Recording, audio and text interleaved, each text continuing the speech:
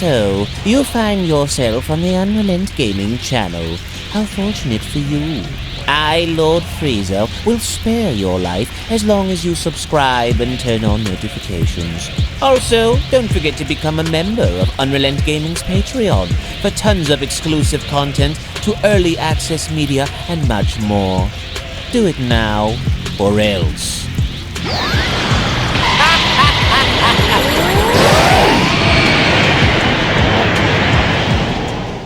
So with the final battle within Dragon Ball Daima now upon us, as Goma had not only gone as far as to gain access and use the abilities of the third eye for himself, in further having to gain access to a new form and level of power to counteract against our heroes, I want to welcome you all to my Dragon Ball Daima anime episode number 17 review, as this episode itself now, as we near the climax of Dragon Ball Daima's run, was everything that we've needed and everything that we've been asking for since the very beginning, and it was right off the gate from the very start of this episode upon having to see our heroes stumble across not only Dr. Arinsu but also Majin Ku and Majin Do was when all hell began to unleash itself within Demon Realm number 1, unbeknownst to what Goma had done within the castle, because it was only prior to this was when our heroes began to ask Dr. Arinsu on how she was able to acquire the Dragon Ball from Tamagami number 1, and interestingly enough, as Shin went as far as to talk to his sister, because this was one of the first of their interactions for the series of Daima so far, I found it to be very interesting how the brother-sister kind of brother-brother dynamic involving Shin, Degesu, and Dr. Arinsu kind of plays out in Dragon Ball Daima, because no matter how many times Shin tries to plead with his siblings to kind of do the right thing, it doesn't look as though Dr. Arinsu or Degesu seem to have any interest in that. So it was only just about a few minutes after the fact was when Goku and Vegeta got into it on who was gonna fight first, which Goku ended up fighting against Majin Do first, which also kind of goes as far as to illustrate how small everyone is, because despite with Majin Ku having to approach Goku first and seeing their size difference, Dr. Arinsu on the other hand volunteered to have Majin Do fight against Goku instead of Ku because she knows that Do is stronger than Ku, as it was only upon the very moment we saw these two actually fight where it really put into perspective how the overall fight dynamics and the choreography for Daima is, and it really makes me look forward to whatever Toei is going to have planned for the foreseeable future involving Dragon Ball Super, because I think we can all come to agreeance to say that this is how we want the moral arc to look like, this is how we want the Granolah arc to look like, and Majin Do and Goku really left nothing behind, because despite with Goku having to battle against Do and base, I found it to be very interesting how not only did Goku go as far as to try to rely on his power pole in having to use that against Do, only for Do to be shown grabbing onto it and kind of using that to his own advantage, but to see Goku utilize the power pole in battle like this, even though despite the fact that Do was tossing him around, was really cool to see, because not only did this go as far as to put into perspective that Goku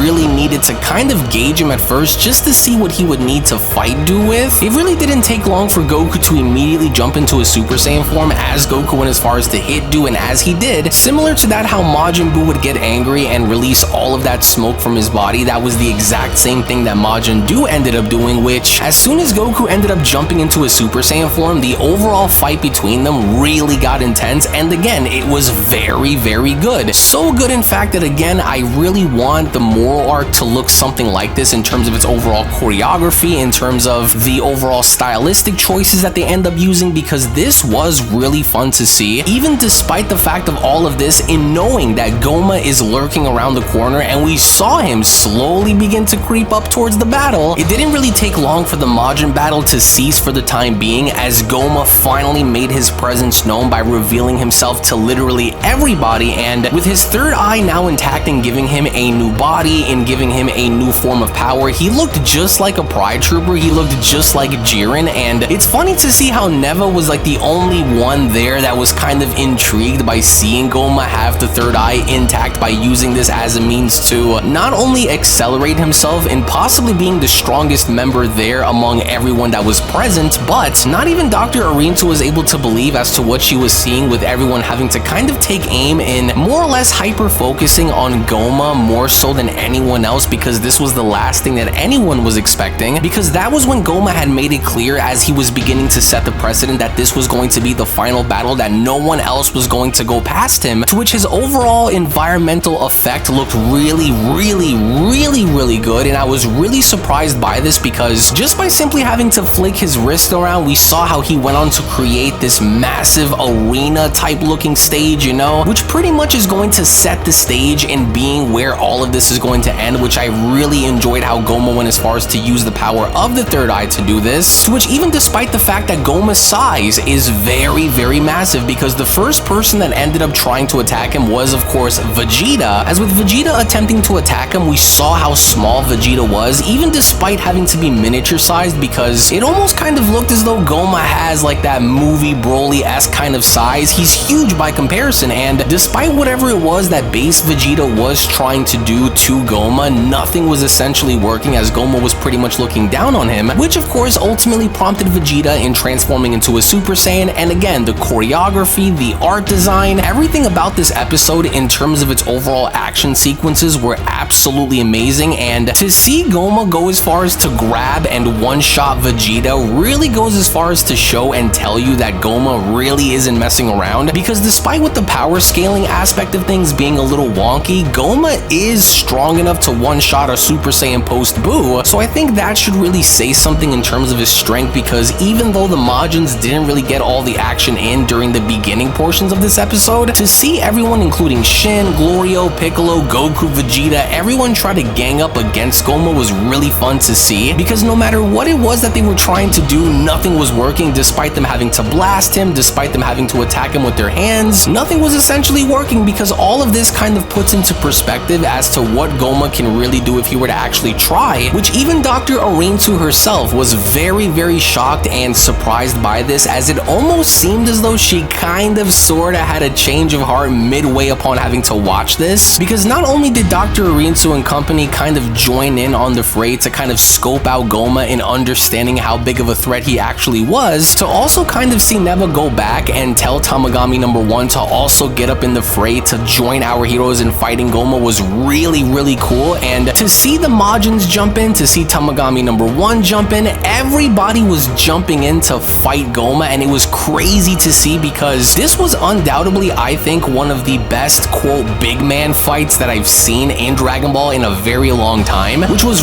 really awesome to see go down, because Goma was not taking anything for granted. He was actually fighting everyone at the same time all by himself, which he was also going as far as to influence his entire environment and using that to his advantage in kind of trying to use all of the surrounding landscape rocks to smash our heroes with, to which Tamagami 1 made the save, Majin Do made the save, we see how Piccolo and Glorio made the save. It was an incredible fight to see, and again, I think the absolute best battle of this series thus far, because I think this was what I personally had wanted to see, even going back to Dragon Ball Super when they went as far as to fight against Ani Laza, as this was a very good portrayal of having to see everyone fight against this massive opposition, because no matter what it was that they were trying to do, nothing was working, until of course we finally see how Goku ended up going into his Super Saiyan 3 form. And even then, with everyone combining their attacks and trying to do everything to stop Goma, I think it's safe to say, give or take with the power scaling of things, that Goma is definitely on the level, if not probably somewhere above the levels of, you know, Buuhan, perhaps even Kid Buu, because again, you have to consider that this is a post Goku and Vegeta from the battle against Kid Buu, so not only did they go as far as to grow more powerful than how they were shown being previously, but at the same time, Goma used everyone's own attacks against them, which again, it was very amazing to see, because there was essentially nothing that our heroes could do, even despite the fact of Goku having to lose those little bugs that he had on him, because from that point, he didn't really have any influence of having to either recover his stamina or his power with. So with Goma going as far as to target Goku specifically in this, it was also really amazing to see as to how Tamagami number 1 and Majin Do went as far as to make the save, because this was something to which Goku was beginning to kind of use to his advantage in increasing his power that much more, which leaves us on a massive cliffhanger to see Super Saiyan 3 Goku having to battle against Goma for the upcoming episode, which again looks incredible from start to finish, to which I will go on record to say that this was my absolute favorite episode in Dragon Ball Daima thus far. Everything from the battle between the Majins, which I kind of wish were a bit more extended, to the overall one versus all battle with Goma was incredibly awesome to see, and I can't wait to see what's going to happen next week, because not only do we see Goku engaging against Goma one-on-one, but I think we're about to see something very special as well. But even now, by the end of all of this, I want to go ahead and get your thoughts down in the comment section below about what you guys thought about Dragon Ball Daima anime episode number 17, and what are your overall expectations now moving forward into the final few episodes for the remaining series of Dragon Ball Daima, now going into episode 18 and beyond, because now that we're finally having to unravel everything that's been transpiring throughout the beginning of this story ever since October, because with all things considered, this was one of my absolute favorite episodes of this series thus far, and I think that this was what was desperately needed ever since the very beginning. And so now with everything having to unravel the way it is, I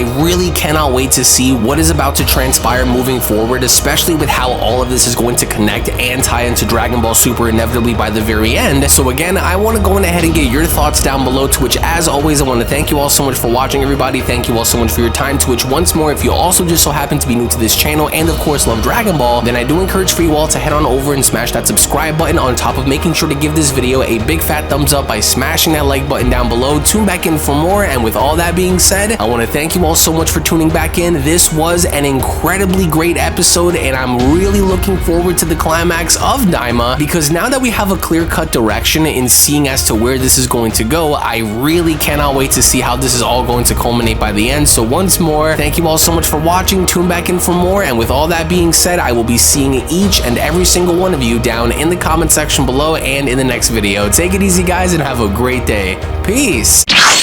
Hello! Did you know that you can stay up to date with the latest Dragon Ball content by simply subscribing to UnrealEntGaming? Also, don't forget to follow on these social media platforms, you sexy son of a bitch. Roshi. Silent Cell. Me and the fans are having a moment. That's right. I know what you want.